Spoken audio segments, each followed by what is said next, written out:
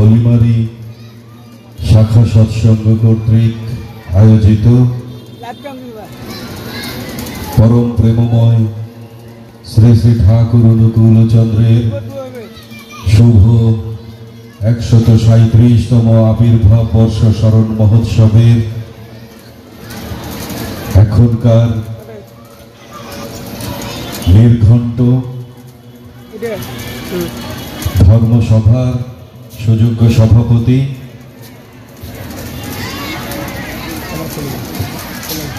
বিশেষ প্রধান অতিথি, তিনি তার কর্মব্যস্ততার কারণে চলে গেছেন, রাজনৈতিক ব্যক্তিত্ব, বিভিন্ন জায়গা থেকে পরম পিতার নামে যারা জীবন উৎসর্গ করেছেন সেই ঋত্বিক দেবতা বৃন্দ, মঞ্চে উপবিষ্ট দেশের বিভিন্ন স্থানের বিভিন্ন শাখা সংগঠনের কর্মকর্তা বৃন্দ, আমার সামনে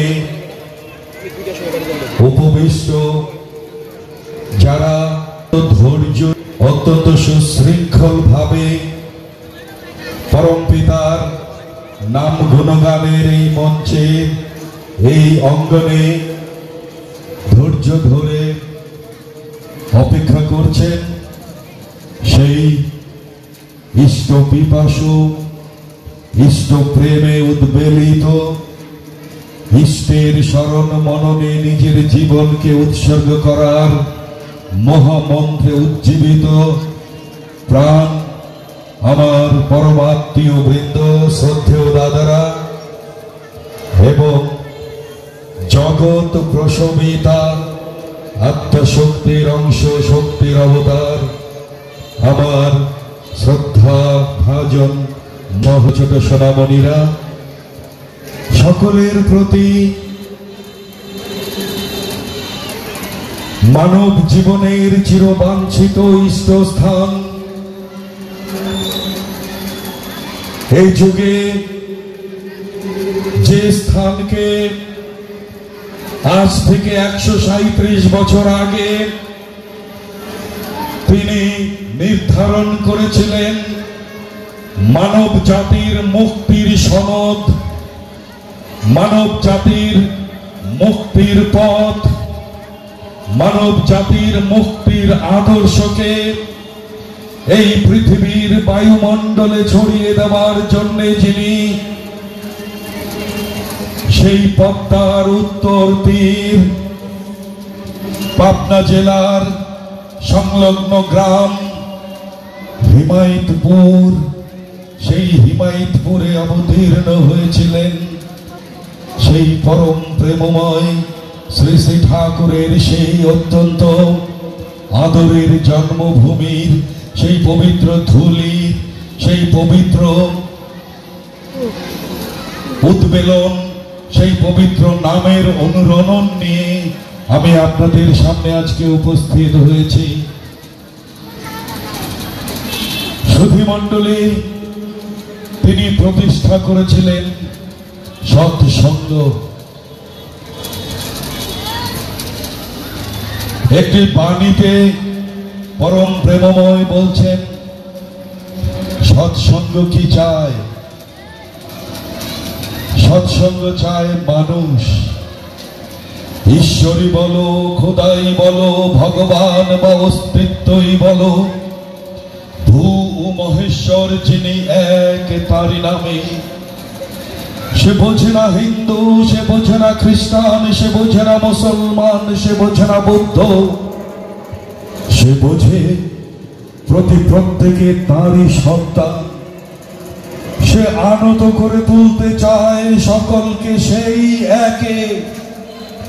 সে পাকিস্তানও বোঝে না, হিন্দুস্তানও বোঝে না, রাশিয়াও বোঝে না, চায়নাও বোঝে না, ইউরোপ আমেরিকাও বোঝে না।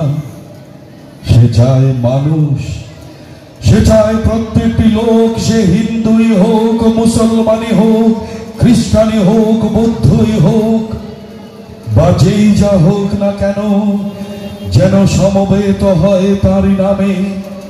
পঞ্চবর্হির উদাত্ত আহ্বানে, অনুসরণে, পরিপালনে, পরিপূরণে, উৎসৃজি উপায়নে, পারস্পরিক সহৃদয় সহযোগিতায়, শ্রমকুশল উদ্বর্ধনী চলনে, যাতে খেটে খুঁটে প্রত্যেকে দুটো খেয়ে পড়ে বাঁচতে পারে, সত্তা স্বাতন্ত্র্যকে বজায় রেখে সম্বর্ধনার পথে চলে।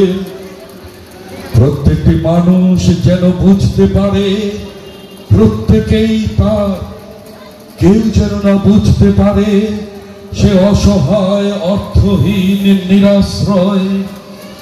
প্রত্যেকটি লোক যেন বুক ফুলিয়ে বলতে পারে, আমি সবারই, আমার সবাই।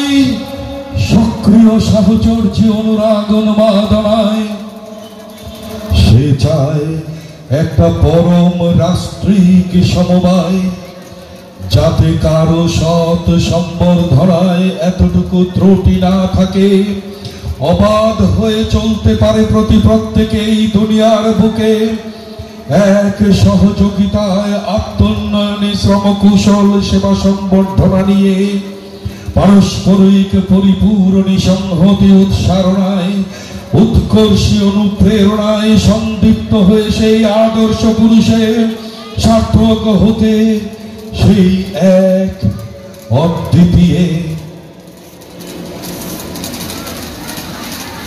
মানব জীবনের মুক্তির সনদ এই বাণীতে পরম প্রেমময় ব্যক্ত করেছেন।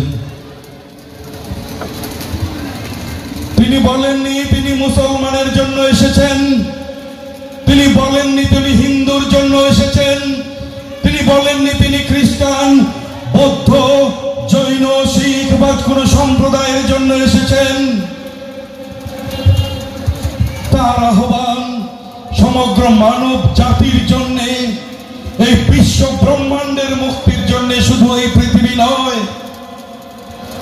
তিনি এমনও স্বপ্ন আমাদের মাঝে দেখিয়েছেন, আমাদেরকে দেখিয়েছেন, যেমন করে নারদ মুনি গ্রহ থেকে গ্রহান্তরে ঘুরে বেড়াতো, আমরাও ভবিষ্যতে আমরাও যাতে এই পৃথিবী শুধু নয়, এই উপগ্রহ নয়, এই গ্রহ থেকে সৌরজগৎ তথা মিল্কি ওয়ে তথা তারকা মণ্ডলীর বিভিন্ন গ্রহ নক্ষত্রের মাঝে যাতে সংযোগ স্থাপন করা যায়, সেই রকম পথ, সেই রকম আশাবাদ তিনি আমাদের মাঝে ব্যক্ত করেছেন। আমরা বিভিন্ন সম্প্রদায়ের মধ্যে অধিভুক্ত হয়ে আমরা গণ্ডির মধ্যে অবস্থান করছি। পরম পুরুষ যখন আসেন, তিনি কোন সম্প্রদায়ের হয়ে আসেন না। তার শ্রীহস্ত লিখিত একমাত্র গ্রন্থ, যেটা এক নিশায় মাত্র ২২ বর্ষে তিনি লিপিবদ্ধ করেছিলেন, ভক্ত অতুল চন্দ্র ভট্টাচার্যের অনুরোধে, যা আমাদের কাছে নবযুগের নবগীতা। গীতা কেন বলছি? আমাদের মাঝে পরম প্রেমময়ের যোগযুক্ত অবস্থার এইরকম গ্রন্থ আর নাই। গীতা ভগবান শ্রীকৃষ্ণ যোগযুক্ত অবস্থায় বলেছিলেন ভক্ত অর্জুনকে লক্ষ্য করে সমগ্র মানব জাতির উদ্দেশ্যে। তেমনি শ্রী শ্রী ঠাকুর অনুকূল চন্দ্র তিনিও যোগযুক্ত অবস্থায় বাণী আমাদের মাঝে রেখে গেছেন, সেটা হলো পুণ্যপুঁথি। তো এই নবযুগের নবগীতা, যা এক নিশায় শ্রী শ্রী ঠাকুর লিপিবদ্ধ করেছিলেন যৌবনের প্রারম্ভে 22 বছর বয়সে, সেখানে তিনি কি উচ্চারণ করছেন, সেই কি ব্যর্থ অর্থহীন কি ঋজু উচ্চারণ করছেন। হিন্দু ধর্ম, মুসলমান ধর্ম, বৌদ্ধ ধর্ম ইত্যাদি কথা আমার মতে ভুল। এগুলি মত হতে পারে, এমনকি যত মানুষ তত মত হতে পারে। তাই তো তার প্রার্থনা মন্ত্রে আমরা প্রণাম জানাই রাম, কৃষ্ণ, বুদ্ধ, যীশু, মোহাম্মদ, শ্রী চৈতন্য, রামকৃষ্ণ পরমহংসদেব এবং সর্বশেষ অবতরণ শ্রী শ্রী ঠাকুর অনুকূল চন্দ্র। শুধু তাই নয়, যত যত মহাপুরুষ এই পৃথিবীর সেই এককোষী প্রাণী অ্যামিবা থেকে শুরু করে এই পৃথিবীতে তিনি যখনই তার অত্যন্ত আদরের সৃষ্টি এই জীবকে পথ দেখানোর জন্য তিনি অবতরণ করেছিলেন, প্রত্যেকটি অবতরণকেই, প্রত্যেকটি সাধু মহাপুরুষকেই, প্রত্যেকটি পূর্বপুরুষকেই আমরা প্রণাম জানাই, শ্রদ্ধা জানাই। ছোট্ট ছড়া বাণীতে পরম প্রেমময় শ্রী শ্রী ঠাকুর অনুকূল চন্দ্র আমাদের মাঝে যে মহাভাব উচ্চারণ করেছেন, পরের ইষ্টে নিন্দা করে হলি ইষ্টনিষ্ঠ, নিজেরই পা ভাঙলি নিজে, বুঝলি না পাপিষ্ঠ। আজকে এই যে সম্প্রদায়ে সম্প্রদায়ে, মানুষে মানুষে, ধর্মে ধর্মে এই যে বিভেদ, এই যে অসহিষ্ণুতা, দেশে দেশে এই যে যুদ্ধের দামামা, এখানে একমাত্র সিমেন্টের কাজ করতে পারে পরম পিতার এই অমোঘ বাণী। মানুষ, তিনি চান মানুষ, তার উদাত্ত আহ্বান প্রত্যেকটি মানুষের জন্য। গোবর মজুমদার আপনারা সবাই চিনেন, ইউটিউবের কল্যাণে তারই সুযোগ্য জ্যেষ্ঠ সন্তান প্রলয় মজুমদার দা, অনলবর্ষী বাগ্মী, যিনি ঠাকুরের কথা বলতে বলতে আমাদের মাঝে এমন চিত্রকল্প তৈরি করেন, মনে হয় যেন ঠাকুরের কথাগুলো ঠাকুরের আমাদের সামনে উপস্থিত, তার মুখ থেকেই আমরা শুনছি। এমন চিত্রকল্প, এমন বাস্তব ভিত্তিক আবহ তিনি আমাদের মাঝে এক আবেশের তৈরি করতে পারেন। তারই পিতৃদেব গোবর্ধন মজুমদার, ঠাকুর আদর করে বলতেন গোবরা। ঠাকুর তখন দেওঘরে অবস্থান করছেন। গোবরদা ঠাকুর প্রণাম করে সেই দেওঘর আশ্রম থেকে বেরিয়েছেন, কলকাতা যাবেন। রাতের শেষ ট্রেন ধরে তিনি কলকাতা যাবেন। স্টেশনে এসে দেখেন প্রচন্ড ভিড়। শেষ ট্রেনটি আসলো, আসার পরে তিনি অত্যন্ত কষ্ট করে সেই ট্রেনে কোন রকমে উঠলেন। ট্রেন ছাড়বে ছাড়বে ঠিক আগ মুহূর্তে গোবরদার মনে হলো কে যেন ওনাকে ডাকছেন, কে যেন বলছেন, এই গোবরা নেমে আয়। তিনি একটু বিভ্রান্ত হয়ে গেলেন। এমনিতে এত কষ্ট করে ট্রেনে উঠেছেন, আবার কে যেন নেমে যেতে বলছে, ঠিক বুঝতে পারছেন না। তিনি কিং কর্তব্য বিমূঢ় হয়ে তিনি সেই ভিড়ের মধ্যে দাঁড়িয়ে আছেন। ট্রেন ছেড়ে দিয়েছে, এর মধ্যেই তার কানের কাছে এমন জোরে কে যেন চিৎকার করে বলল, এই শালা গোবরা নেমে আয়। এইরকম কথা শোনার সাথে সাথে গোবরদা হতচকিত হয়ে কিছু বুঝতে না পেরে তিনি ট্রেন থেকে নেমে পড়লেন। নেমে তিনি দাঁড়িয়ে আছেন প্ল্যাটফর্মে, সেই যশোরী স্টেশনের প্ল্যাটফর্মে। ওই দিন আর কোনো ট্রেন নেই। উপায়ান্তর না দেখে তিনি আস্তে আস্তে আবার আশ্রমের দিকে ফিরতে শুরু করলেন। রাস্তায় আসতে আসতেই তিনি শুনতে পেলেন যে ট্রেনটিতে তিনি উঠেছিলেন সেই ট্রেনটি পরবর্তী স্টেশনে গিয়ে খুব মারাত্মক অ্যাক্সিডেন্ট করেছে এবং অনেক মানুষ হতাহত হয়েছে। এইদিকে আশ্রমেও সকলে উৎকণ্ঠিত হয়ে পড়েছেন, কারণ সবাই জানেন গোবর মজুমদার এই শেষ ট্রেনেই কলকাতার উদ্দেশ্যে রওনা হয়েছেন। তারাও সব চিন্তিত, ঠাকুরও বারবার খবর নিচ্ছেন। এমন সময় সেই গোবরদা অত্যন্ত বিরূপ হয়ে, অত্যন্ত ঠাকুরের উপর ক্রুদ্ধ হয়ে ঠাকুরের সামনে গিয়ে সেই আশ্রমে গিয়ে উপস্থিত হলেন। তিনি খুব যাত্রের ভক্ত ছিলেন, ঠাকুরের সাথে খুব সেই একেবারে অন্যরকম স্বরে কথা বলতেন।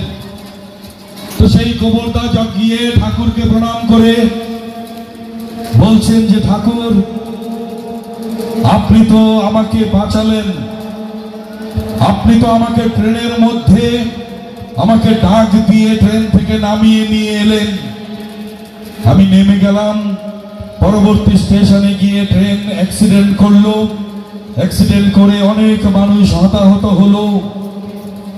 এমন হতে পারত আপনি যদি আমাকে না ডাকতেন তাহলে আমিও হয়তো এই অ্যাক্সিডেন্টে আমি মারা যেতে পারতাম। তো আপনি শুধু আমাকেই কেন নামিয়ে নিয়ে এলেন? আপনি তো পারতেন এই শত শত লোককে ট্রেন থেকে নামিয়ে এই শত শত লোকের জীবনকে রক্ষা করতে। ঠাকুরের কাছে কঠিন জবাবদিহি চাইলেন গোবর মজুমদার দা। ঠাকুর একেবারে ঠান্ডা মাথায় গোবরদাকে বলছেন,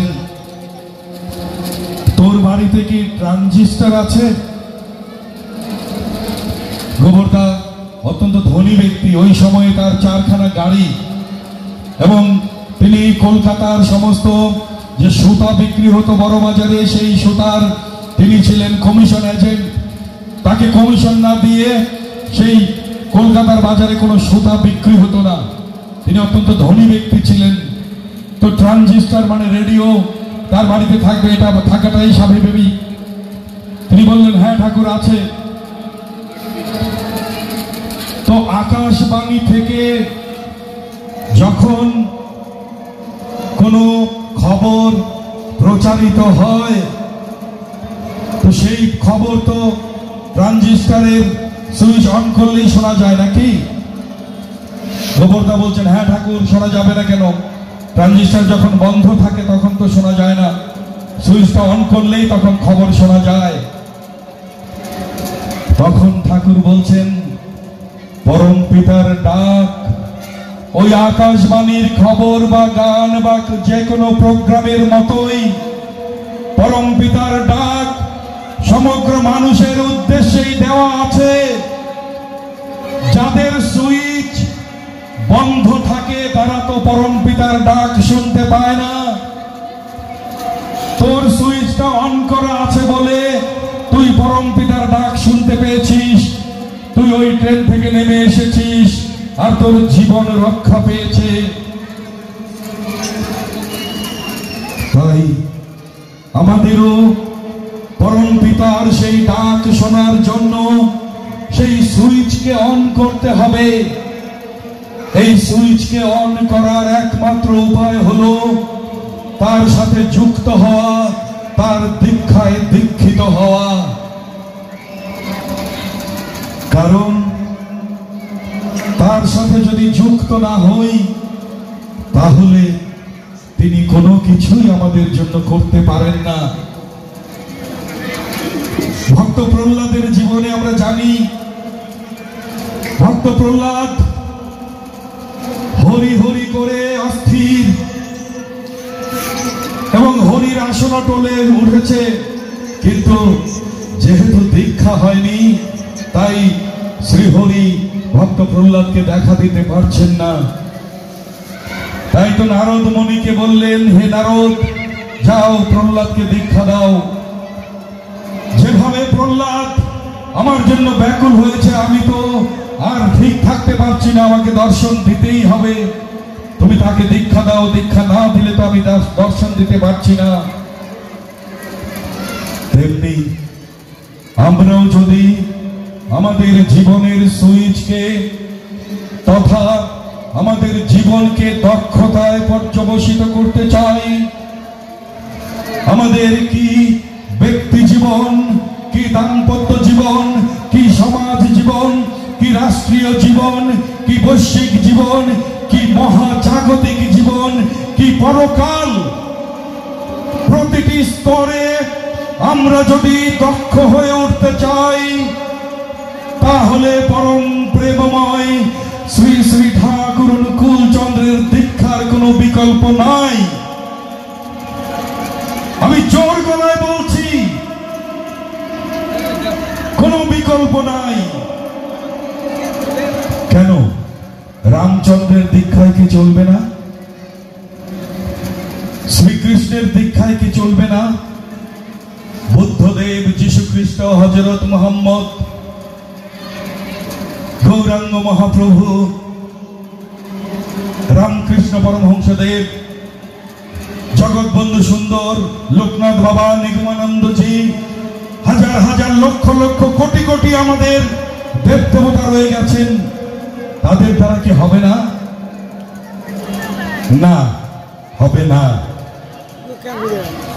কারণ ভগবান শ্রীকৃষ্ণই বলে গেছেন, যদা যদা হি ধর্মস্য গ্লানির্ভবতি ভারত অভ্যুত্থানম ধর্মস্য তদাত্মানং সৃজাম্যহং পরিত্রাণায় সাধুনাং বিনাশায় চ দুষ্কৃতম ধর্ম সংস্থাপনার্থায় সম্ভবামি যুগে যুগে। তাহলে ভগবান শ্রীকৃষ্ণ যদি যখন অধর্মের প্রাদুর্ভাব হয়, দুষ্কৃতীদের, এবং এইখানে মানুষ যখন বিকৃত পথে চলে, তখন সেই দুষ্কৃতীদের বিনাশ, সাধুদিগের পরিত্রাণ এবং ধর্ম সংস্থাপনের জন্য তিনি যুগে যুগে অবতীর্ণ হন। তাহলে কলিতে যদি গৌরাঙ্গ রূপে তিনি এসে থাকেন, তাহলে তো ভগবান শ্রীকৃষ্ণ এসেছেন নাকি? নিশ্চয়ই ধর্মের গ্লানি হয়েছিল। ভগবান শ্রীকৃষ্ণ যে মতামত, যে আদর্শ, যে পথ আমাদেরকে দেখিয়েছিলেন, তার পরম সখা অর্জুনের মাধ্যমে সেই পথের নিশ্চয় বিকৃতি ঘটেছিল বলেই গৌরাঙ্গ মহাপ্রভু রূপে তিনি নেমে এসেছিলেন। তো গৌরাঙ্গ মহাপ্রভু আসার পরেও আমি যদি শ্রীকৃষ্ণের কথা বলি, শ্রীকৃষ্ণকে ধরে থাকি, তাহলে কি চলবে? নাকি ভগবান সেই গৌরাঙ্গ মহাপ্রভুকে গৌরাঙ্গ মহাপ্রভুকে ধরতে হবে? তিনি কি করে কৃষ্ণ ভজনা করতে হবে তা তিনি আমাদের মাঝে দেখিয়ে গিয়েছেন।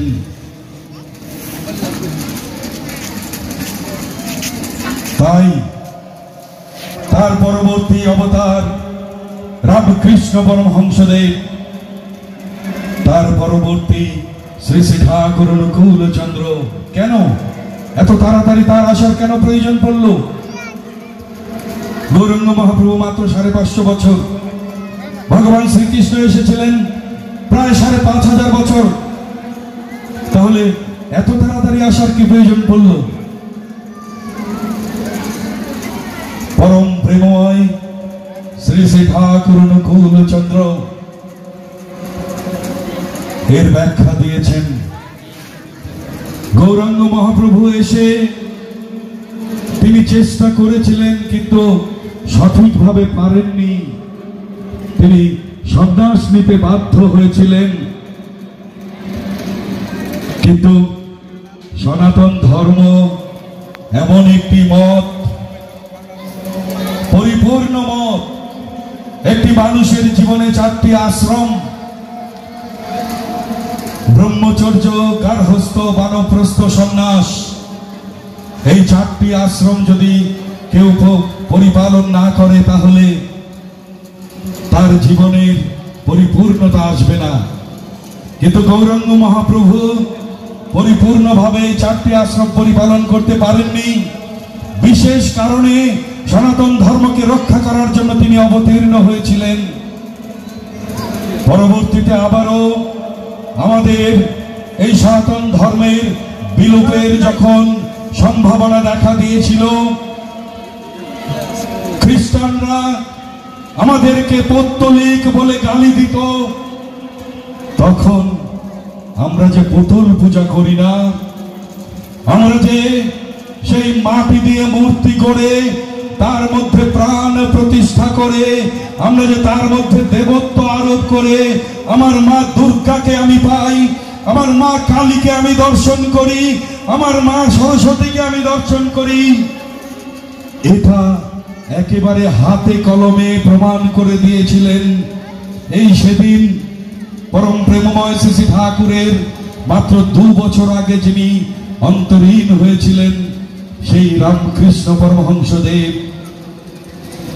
শ্রী শ্রী ঠাকুর অনুকূল চন্দ্র পরিপূর্ণ অবতার রূপে একেবারে সংসারী রূপে এসে আমাদের মাঝে ধর্মের কি রূপ হবে হাতে কলমে তা তিনি করে করিয়ে দেখিয়ে দিয়ে গিয়েছেন। তিনি আচার্য, তিনি আচরণ করে আমাদেরকে দেখিয়ে দিয়ে গেছেন যে একজন মানুষের জীবনে কি করতে হবে। তিনি যা করেছেন একজন মানুষ তাই করতে পারে। তাই তো তিনি আমাদের সামনে আয়নার মতো, আদর্শ হলো আয়নার মতো, যাকে দেখলে আমার চরিত্রের কি ত্রুটি সেটা আমার কাছে স্পষ্ট হয়ে ওঠে। আর এবার তিনি সমস্ত বাণী, সমস্ত কথা আমাদের মাঝে লিপিবদ্ধ করে দিয়ে গেছেন। কেউ আমাদেরকে বিভ্রান্ত করার কোনো সুযোগ নাই। শুধু ভক্তবৃন্দ, আমাদেরকে কেউ বিভ্রান্ত করার সুযোগ নাই। তিনি জীবদ্দশায় যে প্রেসক্রিপশন আমাদের জন্য রেখে গেছেন তাই আমাদের পরিপালনীয় একেবারে অকাট্যভাবে, অবিকৃতভাবে। যদি কেউ বলে আপনারা রুখে দাঁড়াবেন, আপনারা নিজেদের মধ্যে শক্তি সঞ্চয় করে সেই পরম পিতার বিকৃতিকে রোধ করবেন, শুধু ভক্ত সজ্জন, এই ফলিমারি আমার অত্যন্ত আবেগের স্থান দখল করে আছে। আজ থেকে 45 বছর আগে আমি যখন 10ম শ্রেণীর ছাত্র 1980 সালে, তখন আমি 10ম শ্রেণীতে পড়ি। পরম পিতার যজন যাজন যখন এই অঞ্চলে আস্তে আস্তে ছড়িয়ে পড়ছিল, সেই সময় আমি ঋত্বিক দেবতাদের সাথে আমি লালমনিরহাটে থেকেছি। আপনারা জানেন আমি লালমনিরহাট থেকে এসএসসি পাস করেছি। আমার বাবা লালমনিরহাট রেলওয়ে স্কুলের শিক্ষক ছিলেন। তো সেই সময়ে যাজন পরিক্রমায় একদিন আমি এই ফলিমারিতে এসেছিলাম। তখন ছিলেন বর্ষিয়ান ইষ্টপ্রাণ বৈধরদা। সেই বৈধরদার বাড়িতে অধিবেশন হয়েছিল, তখন আমি এখানে এসেছিলাম।